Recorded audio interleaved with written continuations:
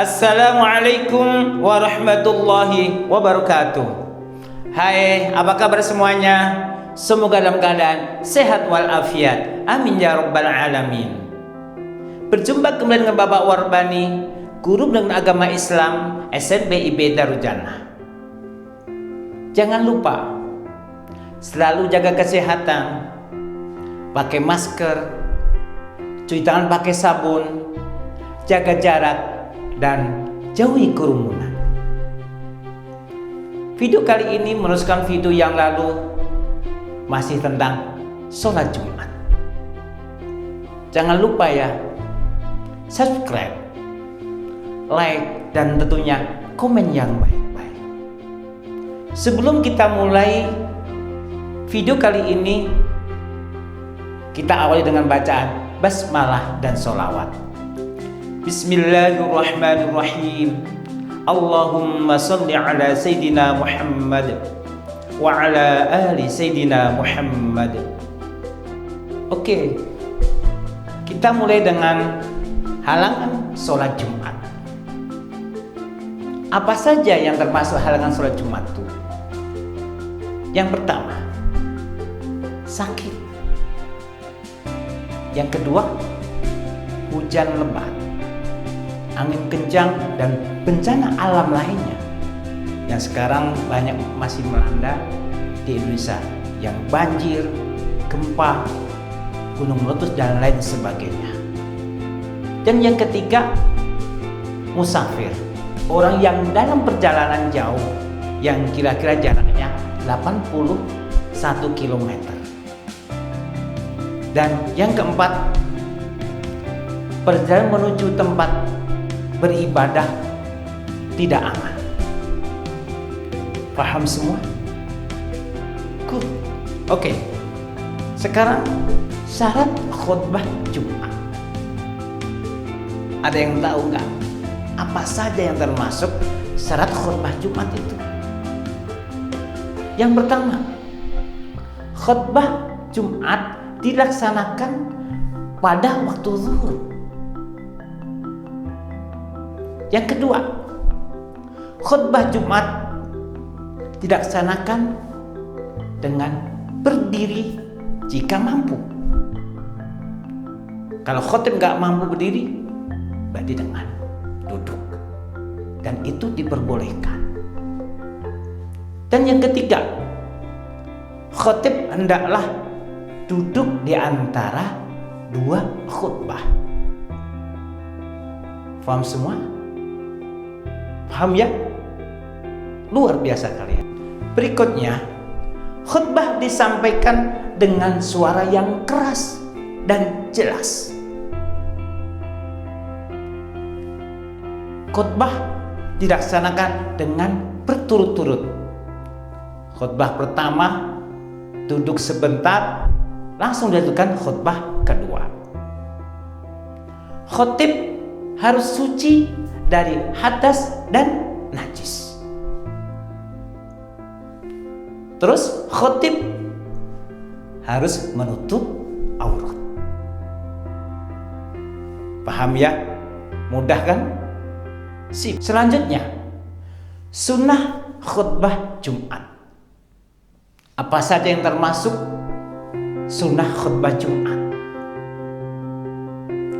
Mungkin di antara kalian udah ada yang tahu apa saja yang termasuk sunnah khutbah Jumat. Oke, yang pertama, khutbah dilaksanakan di atas mimbar. Dan kalian udah paham dan sering melihat khotib khutbah di atas mimbar.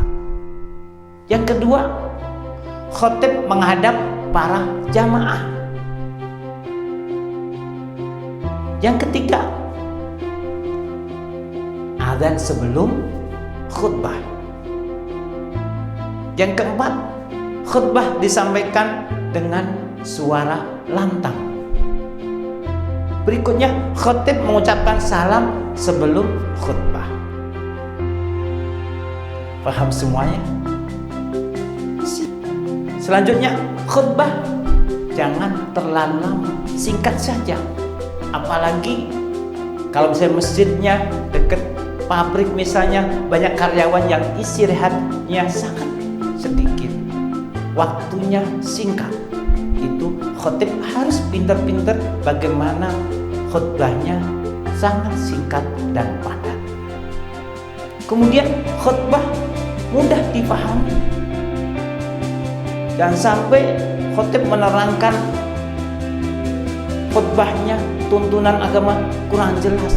Akhirnya banyak jamaah yang tidak paham. Terus khotib duduk di antara dua khutbah.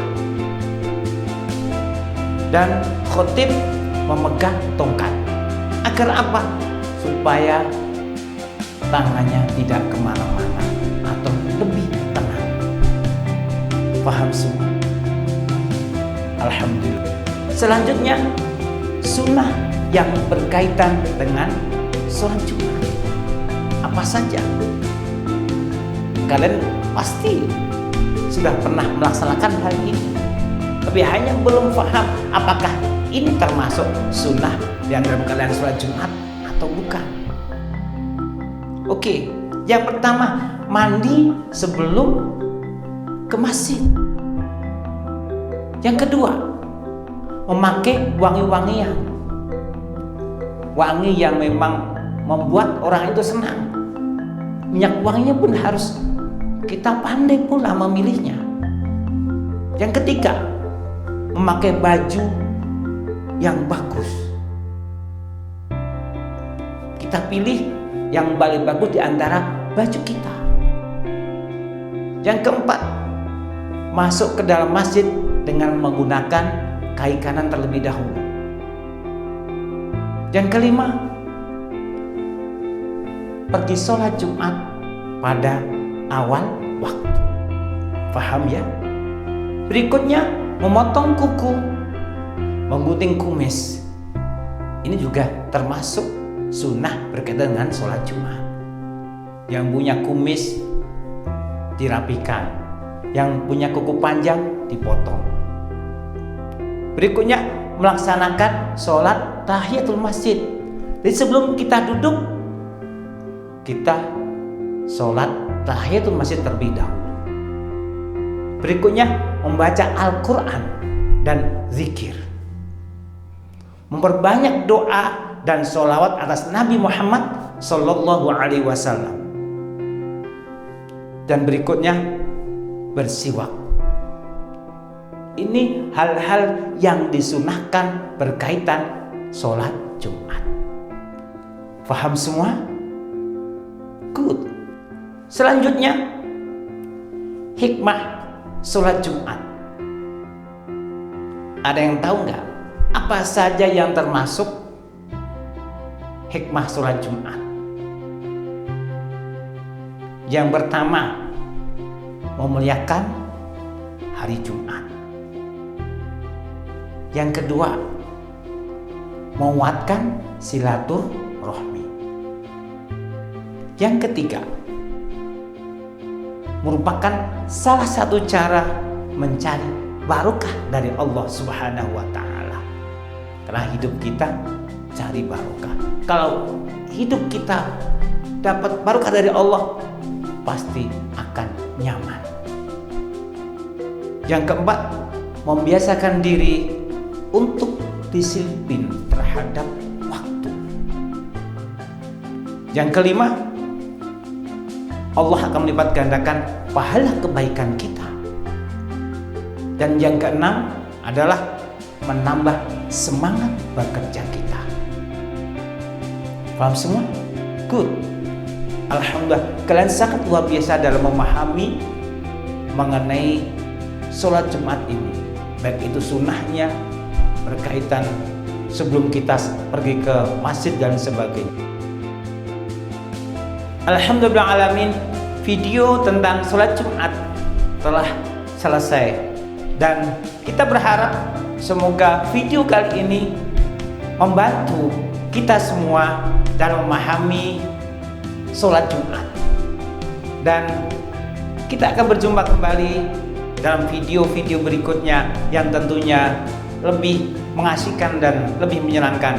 Dan tentunya kita selalu berharap kepada Allah, semoga kita selalu mendapat kesehatan, lindungan dari Allah Subhanahu wa taala. Amin ya rabbal alamin. Kurang lebih maaf. Wassalamualaikum warahmatullahi wabarakatuh.